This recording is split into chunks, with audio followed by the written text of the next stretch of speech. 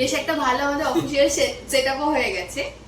তা মানে এটা কি আগে থেকে প্ল্যানিং করে রেখেছিলে যে এরকম ফ্ল্যাটে অফিসে একটা সেটআপ করবে বা কিছু?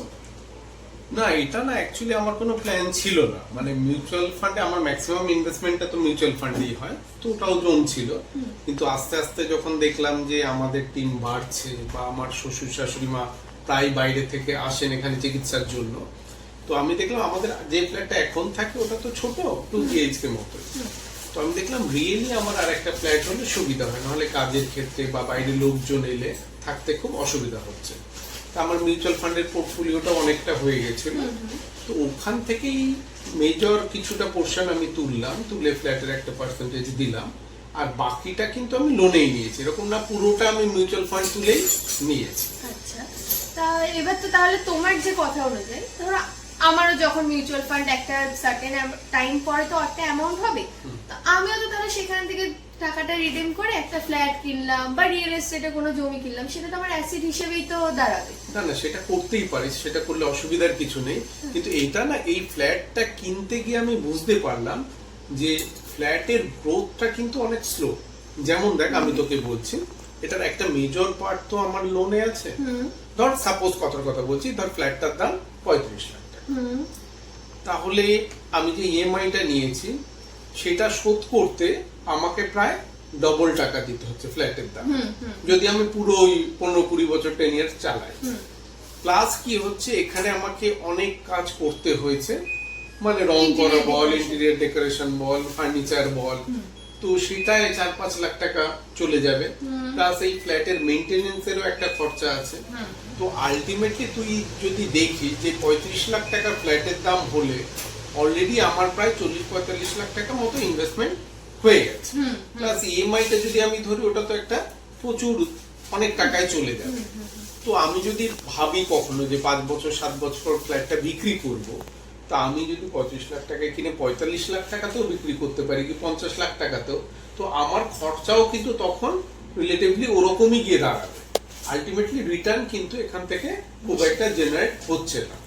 ফলে তুই তখনই মিউচুয়াল ফান্ড সেল করে হোক বা মিউচুয়াল ফান্ড থেকে লোন নিয়ে হোক বা যে কোনো উপায় হোক, তুই তখনই ফ্ল্যাটটা কিনবি যখন তোর রিয়েল নিড হবে।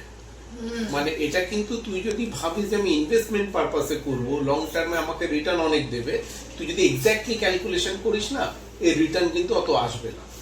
আর একটা বড় প্রবলেম হয়, যেটা আমি নিজের একটা বন্ধুর ক্ষেত্রে আমি দেখছি, ওদের বড় বিজনেস ছিল, কিন্তু কোনো সার্টেন কারণে ওদের ব্যবসাটা পুরো এখন কোলাপস করে গেছে, পুরোই।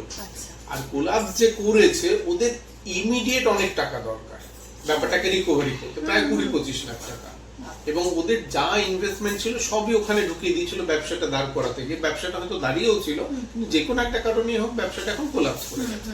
তো ওটা রিকভারি করতে ইমিডিয়েট ওনাদের কাছে 15-20 লাখ টাকা দরকার, যেটা ইন হ্যান্ড ওদের কাছে এখন রেডি নেই। ওদের একমাত্র অ্যাসেট হচ্ছে একটা ফ্ল্যাট, যেটা বেশ বড় ফ্ল্যাট এবং প্রপার জায়গায়, 70-75 লাখ টাকা দাম হবে ফ্ল্যাটটা। কিন্তু প্রবলেম হচ্ছে কি, ওটা প্রপার জায়গাতে হওয়া সত্ত্বেও অনেক লোক এসে দেখছে, কিন্তু কিছুতেই ফাইনালাইজ হচ্ছে না, ডিলে হচ্ছে। মানে ফ্ল্যাটটা হয়তো বিক্রি হয়ে যাবে ভালো জায়গায় যেখানটা রয়েছে, এবং ওখানে ও বললো ও ফ্ল্যাটটা কিনেছিল 60 লাখ টাকা দিয়ে, আজ থেকে ধর 7-8 বছর আগে। সেখানেও ওরকম ইন্টেরিয়র ডেকোরেশন করে ইনভেস্টমেন্ট করে ওর ওই 75-80 লাখ টাকাই খরচা হয়েছে, লাভের লাভ হচ্ছে না। এবং সব থেকে বড় প্রবলেম হচ্ছে যে ওর এখন টাকাটা দরকার ইমিডিয়েট, কিন্তু ওর ফ্ল্যাটটা বিক্রি করে সেল করে প্রসেস করতে হয়তো 6 মাস থেকে 1 বছরও লেগে যেতে পারে। মিউচুয়াল ফান্ডে কি তোর কাছে টাকা থাকলে তুই যে কোনো মুহূর্তে সেল করে ব্যাংকে টাকাটা নিয়ে নিতে পারবি, কয়েকটা ওয়ার্কিং ডেজ লাগে। কিন্তু এখানটা রিয়েল এস্টেট হলে সেল করা, বিক্রি করা, টাকাটা নেওয়া একটা বড় প্রবলেম। আর একটা প্রবলেমও আছে, সেটা হচ্ছে দালালির ব্যাপারটা। তুই অনেক সময় নিজে থেকে কিনতে পারবি না, সেল করতে পারবি না, তো দালালিতেও তোকে একটা টাকা দিতে হয়। মেইনটেনেন্স, দালালি, ডেকোরেশন, এগুলো করে আলটিমেটলি তুই কিন্তু ফ্ল্যাট বা রিয়েল এস্টেট থেকে প্রফিট করতে পারবি। হয়তো দামটা আমার দেখাচ্ছে বেশি হচ্ছে, কিন্তু আমার ভিতরে খরচাটাও অনেকটা বেড়ে যাচ্ছে। ফলে তুই ইনভেস্টমেন্ট পারপাস হলে মিউচুয়াল ফান্ডেই থাক। যদি তোর থাকার জন্য কোনো কাজের জন্য রিয়েল নিড হয়, তবেই তুই ফ্ল্যাট বা রিয়েল এস্টেটে যা, কিন্তু শুধু শুধু ইনভেস্টমেন্ট পারপাসে এখানে আসিস না, এখানে অনেক ড্রব্যাকস আছে। বুঝতে